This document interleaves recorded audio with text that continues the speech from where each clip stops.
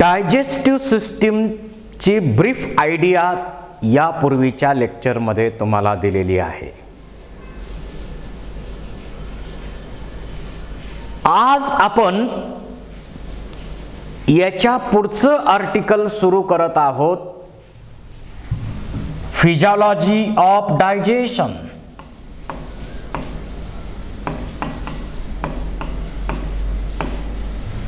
Physiology of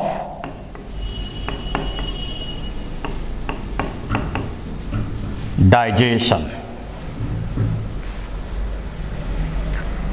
Mechanism of digestion, process of digestion, physiology of digestion.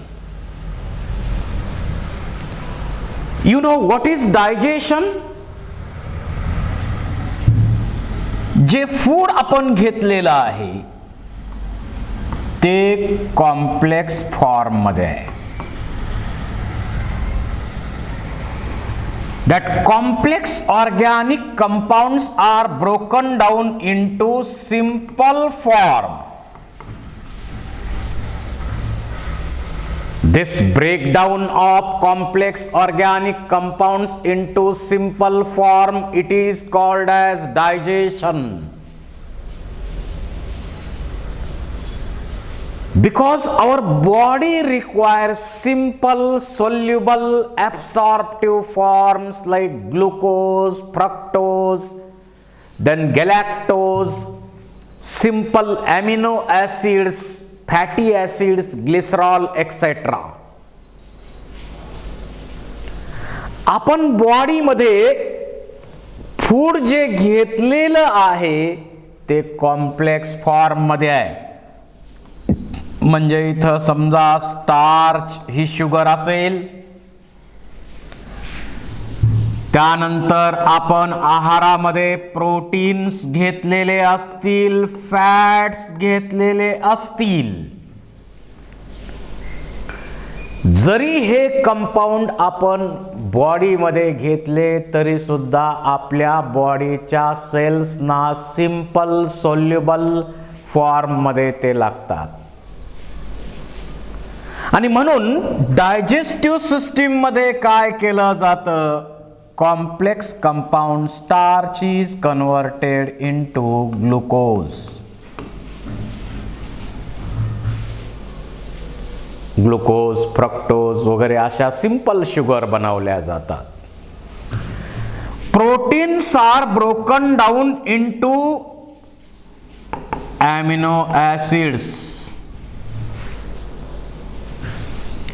Fats are converted into fatty acids and glycerol.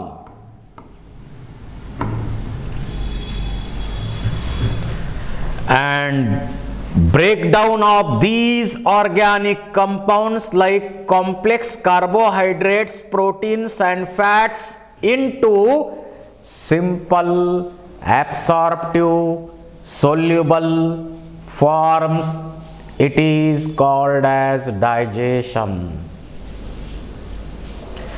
Complex organic compounds breakdown simple soluble absorptive form मध्ये करणे म्हणजे digestion. आणि हे digestion करणारी system म्हणजे digestive system. आता हे breakdown अचानक होत नाहीये. हे ब्रेकडाऊन काय अचानक किंवा वन स्टेप रिॲक्शन नाही आहे ही. हे ब्रेकडाऊन टप्प्याटप्प्यानं एन्झाईमच्या मदतीनं टप्प्याटप्प्यानं एन्झाईमच्या मदतीनं केलं जातं. जसं आपण घेतलेली आहे स्टार्च शुगर, तर पहिल्या टप्प्यामध्ये फर्स्ट स्टेप मध्ये स्टार्च ब्रेकडाऊन केलं जातं माल्टोज मध्ये. Starch is converted into maltose and then maltose is converted into glucose. म्हणजे एकदम स्टार्चचं ब्रेकडाऊन झालं का? नाही. स्टार्चचं कन्व्हर्जन माल्टोजमध्ये, माल्टोजचं कन्व्हर्जन ग्लुकोजमध्ये, अशा स्टेप बाय स्टेप हे ब्रेकडाऊन होत असतं. आपण घेतलेले आहेत प्रोटीन्स. या प्रोटीनचं बनवलं जातं पेप्टोन्स. याच्यापासून पुन्हा पॉलीपेप्टाइड्स, त्यापासून पुन्हा डायपेप्टाइड्स, आणि त्यापासून नंतर शेवटी सुट्टे सुट्टे अमिनो ॲसिड बनवले जातात. तर प्रोटीनचं ब्रेकडाऊन असं अनेक टप्प्याटप्प्यांमध्ये विभागलेलं आहे. ते काम डायजेस्टिव्ह सिस्टीममध्ये केलं जातं. आपण घेतलेले आहेत फॅट्स अँड ऑइल्स, आणि या फॅटचं सुरुवातीला काय केलं जातं? पहिल्या टप्प्यामध्ये, फर्स्ट स्टेपमध्ये इमल्सिफिकेशन.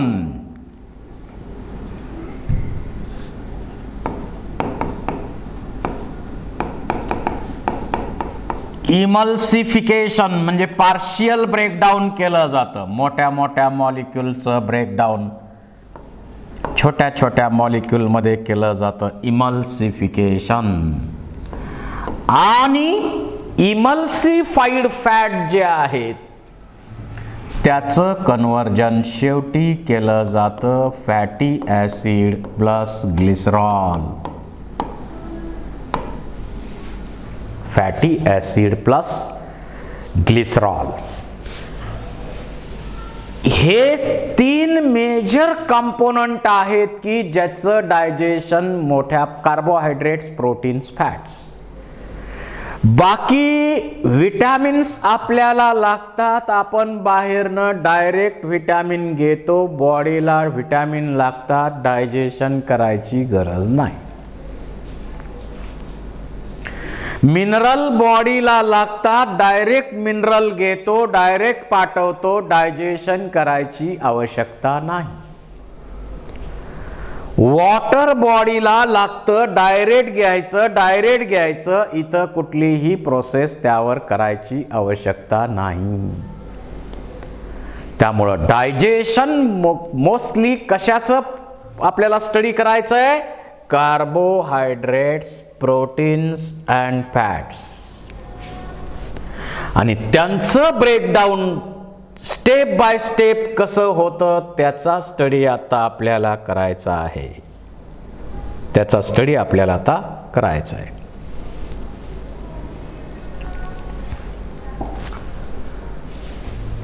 सुरुवातीला आपण पाहूया digestion in mouth cavity.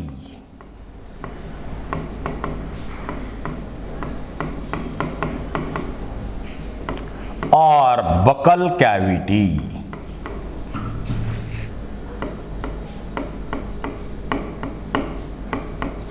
Food घेतलं, इंजेक्शन ऑफ फूड, माउथचं काम संपलं. दुसरं प्रोसेसिंग काही केलं जात नाही.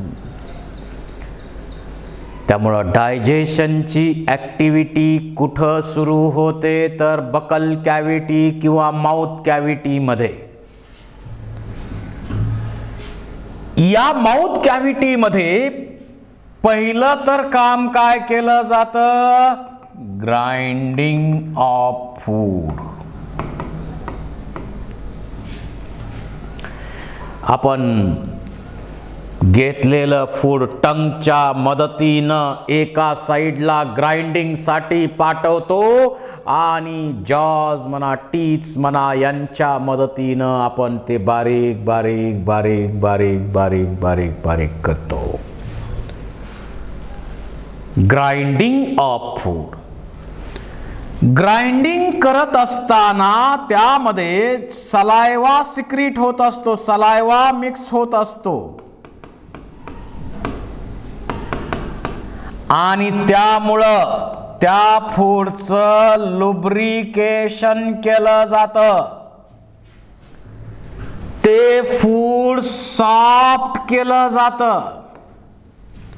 Softening of food, lubrication of food, हे काम इथं माउथ कॅव्हिटी मध्येच केलं जातं. त्याचबरोबर त्या फूड मध्ये काही मायक्रोब्स असतील,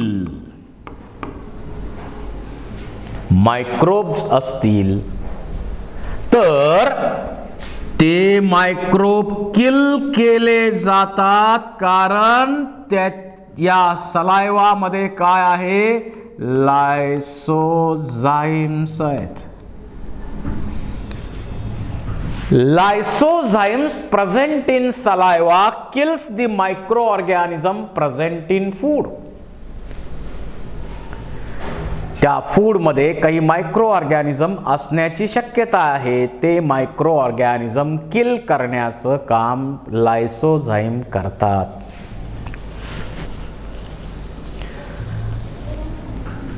त्याचबरोबर आता इथं सलायवा, इथं पीएच साधारण 6.35 to 6.8 एवढा पीएच आहे, म्हणजे स्लाइटली ऍसिडिक आहे, स्लाइटली ऍसिडिक आहे तो. आणि या पीएच मुळे या ठिकाणी एक एन्झाईम आहे, त्या एन्झाईमचं नाव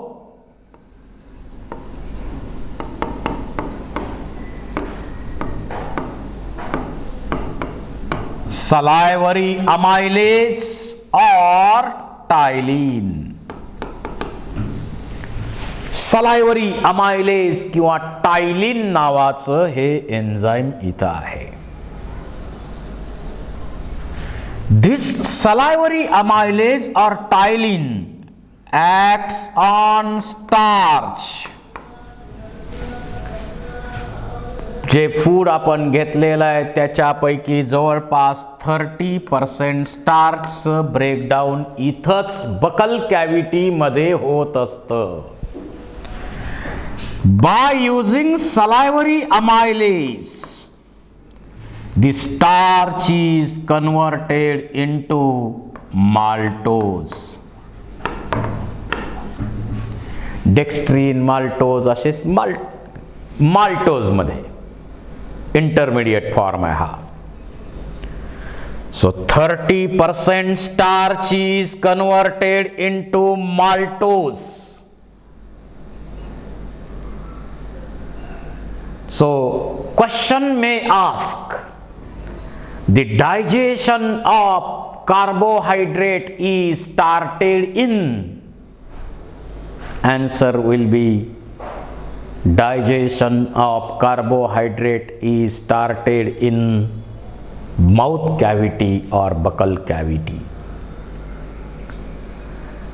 About 30% starch is digested in mouth cavity or buccal cavity and converted it into maltose.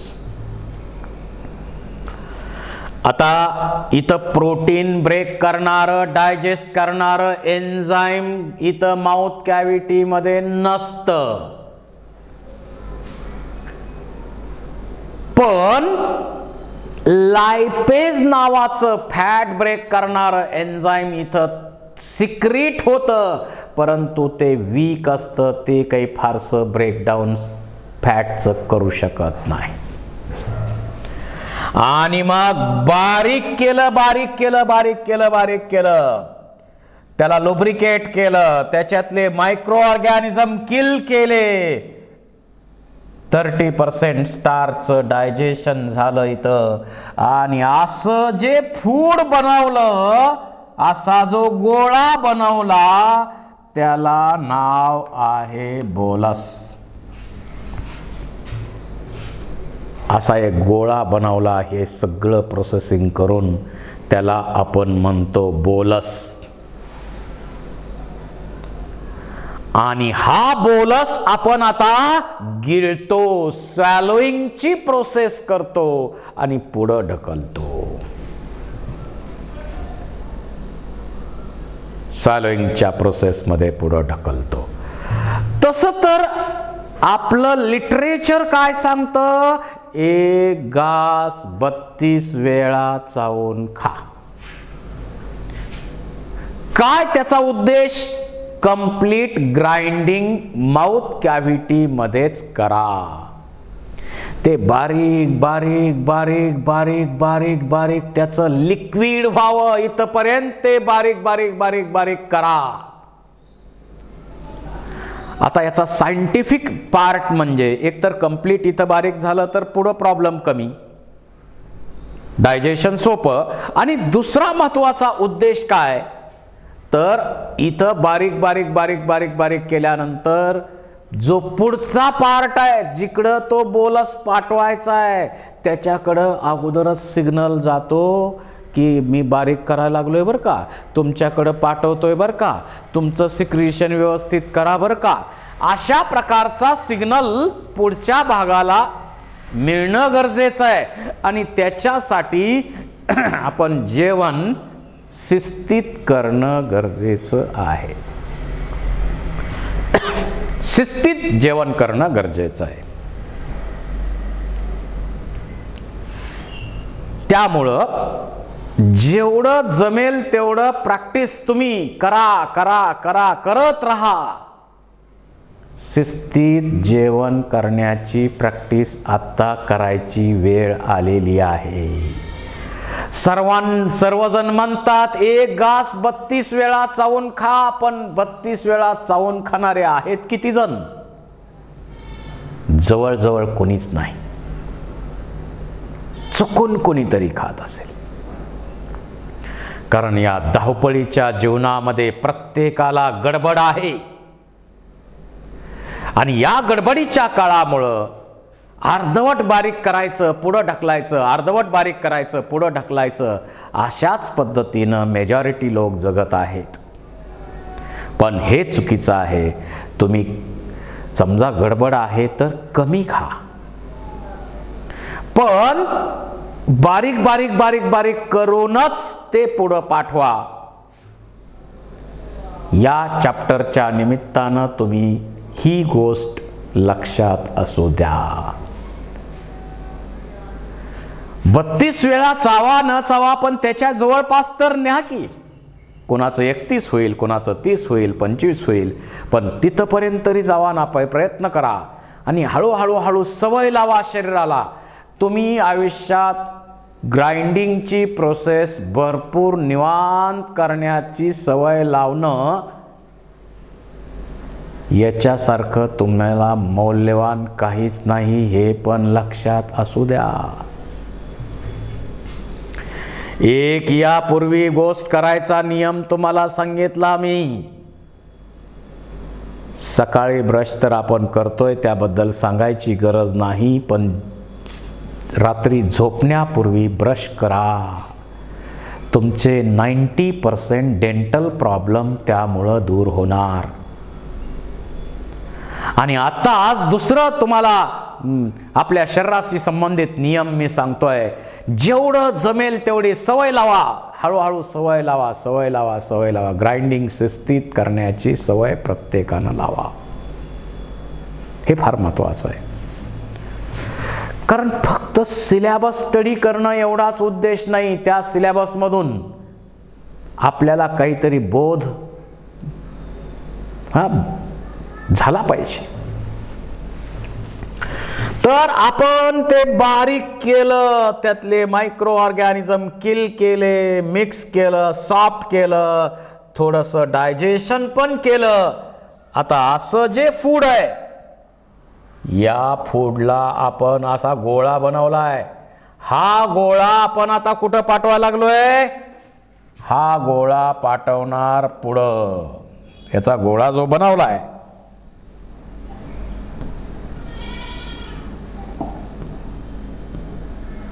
हा जो गोळा बनवलाय,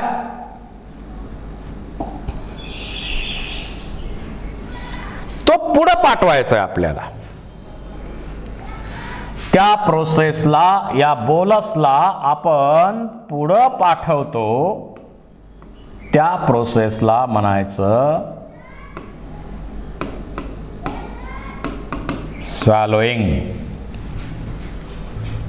स्वॅलोईंग ऑफ फूड.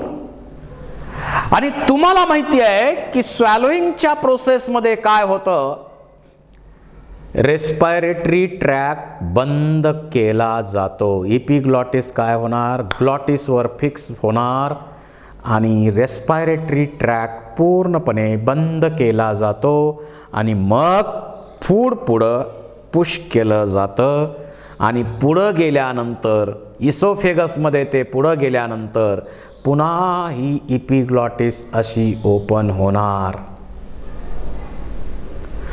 अशी जी प्रोसेस होते तिलाच आपण म्हणतो swallowing of food. Then there is no digestion process in pharynx. Pharynx मध्ये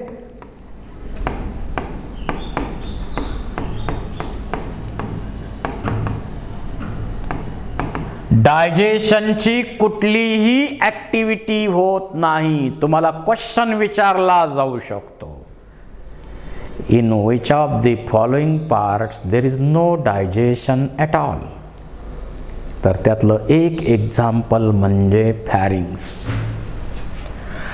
त्यानंतर हा जो बोलस आहे तो बोलस, समजा हे इसोफेगस आहे तर तो जो बोलस आहे तो बोलस इथं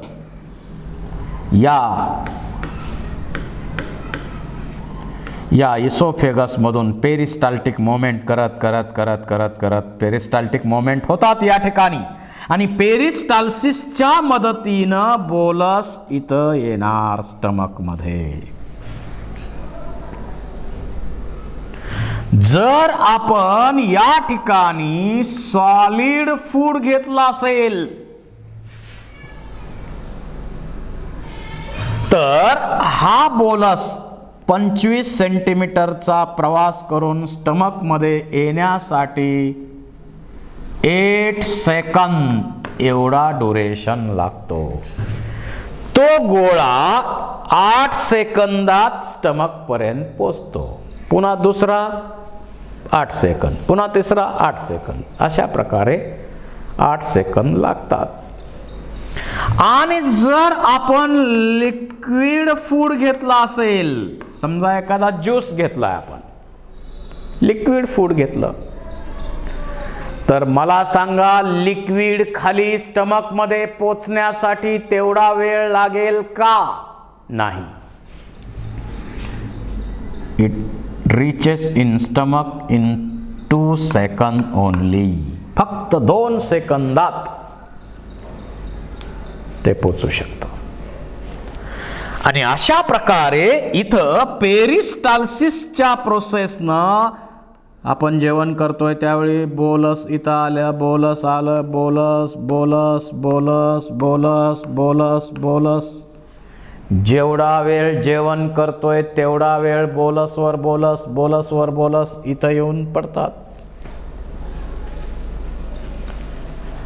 आता फूड कुठं आलेलं आहे? स्टमक मध्ये. पुन्हा क्वेश्चन विचारला जातो, मग फॅरिंग्स मध्ये काय झालं? डायजेशनची ऍक्टिव्हिटी होते का? नाही. There is no any digestion activity in oesophagus also. So pharynx and esophagus are 2 regions where digestion, no activity of digestion, only pushing of food towards forward. पुढच्या भागाकडे फूड पोचवणं, पाठवणं हेच काम इथं केलं जातं. आता आपलं जेवण झालेलं आहे. गोळ्यावर गोळे, गोळ्यावर गोळे, गोळ्यावर गोळे आपण इथं पाठवलेले आहेत. पाणी सुद्धा आपण आता पिलेलो आहे. आपलं लिटरेचर काय सांगतं? आपलं लिटरेचर सांगतं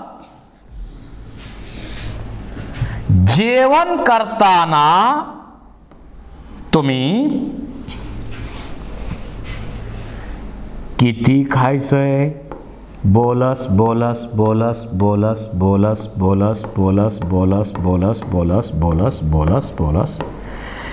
किती भरायचं हे स्टमक, किती स्टमक भरेल एवढं आपण जेवण करायचंय. तर आपलं वैदिक लिटरेचर सांगतं 50% स्टमक भरेपर्यंत तुम्ही जेवण करा. आणि जेवण करताना पाणी कमीत कमी प्या, अर्ध्या तासानं पाणी भरपूर प्या.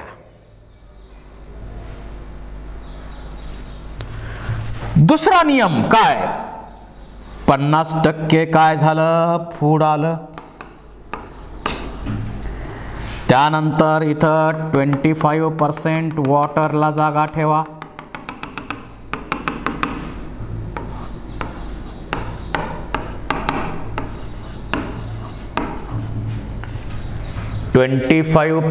वॉटरसाठी जागा ठेवा. आणि राहिलेली 25% जागा जी आहे ती एअर, हवेला ठेवा. हवा म्हणजे एम्प्टी ठेवा थोडक्यात.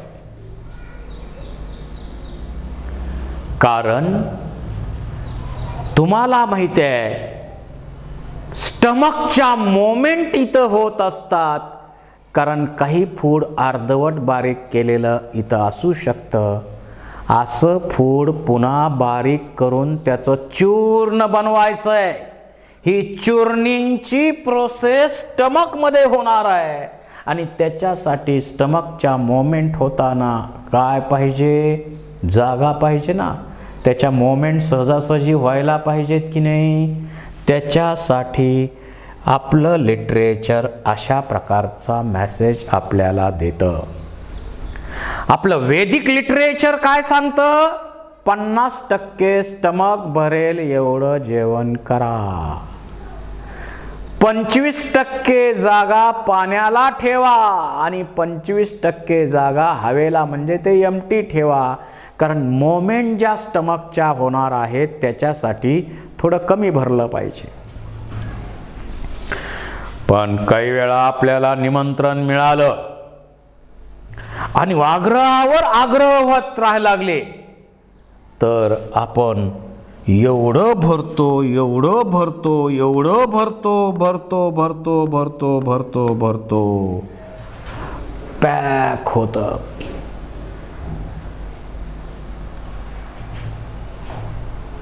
इथपर्यंत आपण भरलं, फुल भरलं असं आपण म्हणतो. आता जागा अजिबात नाही. अशा प्रकारे जर आपण स्टमक भरलं तर याचा अर्थ काय, इनडायजेशन होणार. इनडायजेशन होणार, डायजेशन व्यवस्थित होणारच नाही आहे. तर हा नियम आहार घेताना आपण पाळला पाहिजे. इथपर्यंतचा पार्ट याप्रमाणे, यानंतरचा पार्ट डायजेशनचा बघूया आपण या पुढच्या लेक्चरमध्ये.